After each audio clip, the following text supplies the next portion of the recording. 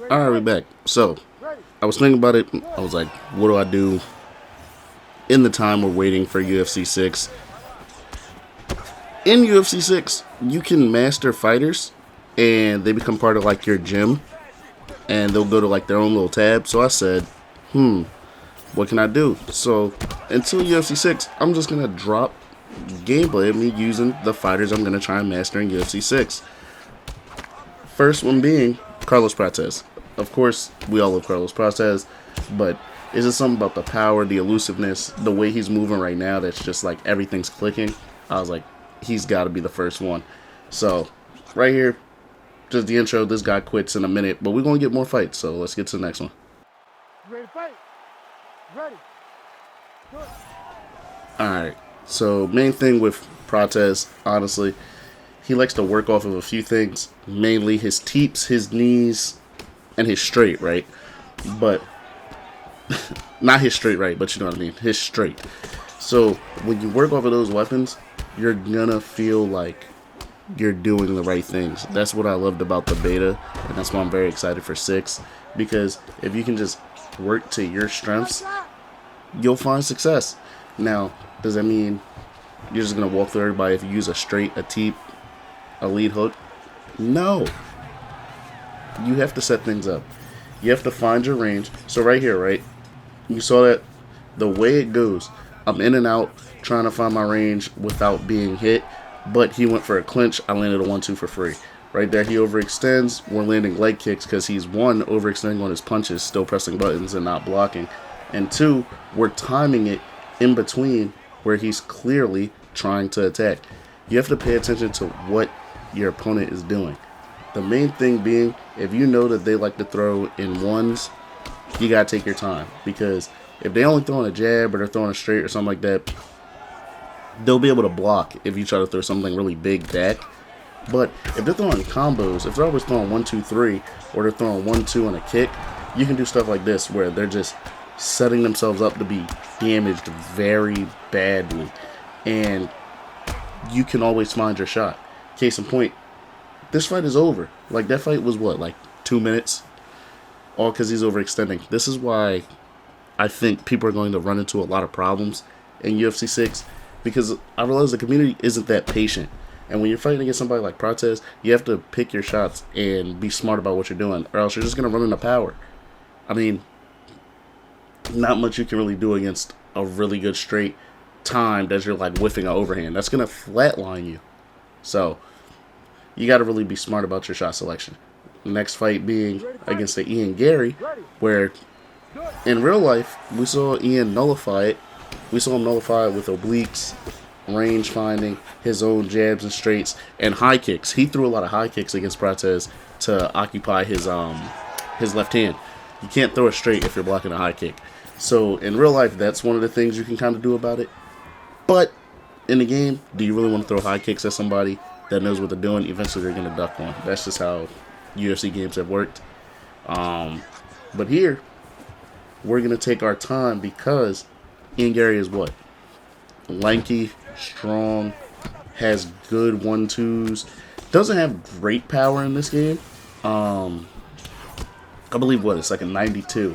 So it's power, but it's accumulating power, not like, oh, he's gonna one-shot me.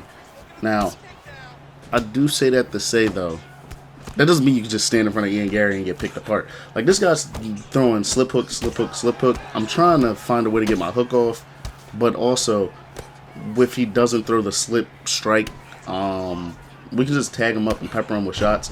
Now, right there, I thought he was going to do something else, and I tried to blast my rear kick off to get his body down. And he's trying to throw a bunch of mix-ups, right? So, he shows you a bunch of slips, so you think high. Then he thinks it's a bunch of slip hooks, so you pull. Then he switches to slip straights so that you lean back. You get caught by something. Now it's, I'm going to throw something low to throw overhand. It's not that, first of all, he's doing it in he's fighting very weird. And sometimes I get in the mode where I do just want to be like, this guy is ass. I want to just hit him. But that's the point of the style, is to frustrate you. So you can't get frustrated. You got to find a way to just adapt to what's coming at you and play your game. Now right here, I'm trying to stand still to see if he can just run into something, because when you're standing still, your strikes come out faster than theirs. The problem is, if you throw the wrong strike and he's doing slips, you're just going to get countered. So it's really about picking the right shot at the right time and paying attention to what your opponent is giving you.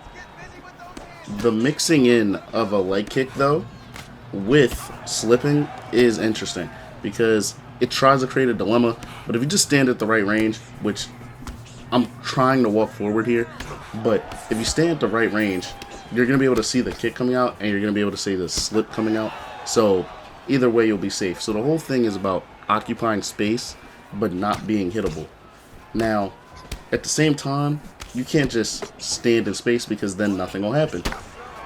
Right there, for some reason, I blocked low. Why would you block low when you just saw somebody throw 3 question mark kicks in the last 5 minutes? Well, it's not 5 minutes here, but you know what I mean. That's where I say it's about paying attention and not just, going off. Don't go off of what you think you're seeing.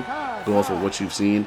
And honestly, what you're going to see most of the time is somebody throwing head strikes at you. Most of the community will always throw like 90% to the head. The body does not really exist to a lot of the community, especially at lower levels. I don't think I even see body workers below like division like 17. And then once you get to 20, it like switches back to headhunters only mostly until you start hunting the body. Then they go back and forth. So it all depends on the type of player you're playing. It also depends on the fighter they're using. Now, again, with perks like crazy legs and things like that in here, you have technically, I believe, like 96 accuracy and then like 100 speed with 98 kick power on your roundhouses with Carlos Prates. So it's all about finding your shots and finding a way to get, one, roundhouses to the head because they're fast and they're extremely powerful. Then finding roundhouses to the body because it makes your opponent have less stamina. You will always win fights if you either, one, do more damage, or two, get to the stamina. Let's say you don't do a lot of head damage, but they're going at a fast pace and you keep constantly tagging the body. If the fight goes to round 3, you're probably going to win it because you took your time and found your offense. And you can still do all that, and at the end of the day, play your style. It doesn't mean you gotta be Nate Diaz just digging to the body. You don't have to do it like that, but just little pop shots like jabs, straights to the body, teeps, roundhouses, especially when people whiff. So right there, I'm in range, right? Because I'm playing more of a pocket style, because with this battle, I know he can't go punch for punch with me in the pocket. He doesn't have enough power to do it. But let's say we were more at range. If he was whiffing, and let's say he whiffs like a body kick, you could stand still and throw your body kick back and hit him on the ribs. It's going to take a lot of short-term stamina, and it's going to do more damage because they had a big whiff. Sometimes I do that. Sometimes I do just take the kick to the head. Case in point right there, I went for a startup kick, right? And he caught me as I was starting on my animation, and it knocks me down. Now, that's not doing as much damage as, let's say, whiffing a head kick and then blasting a 100 speed kick to the ribs.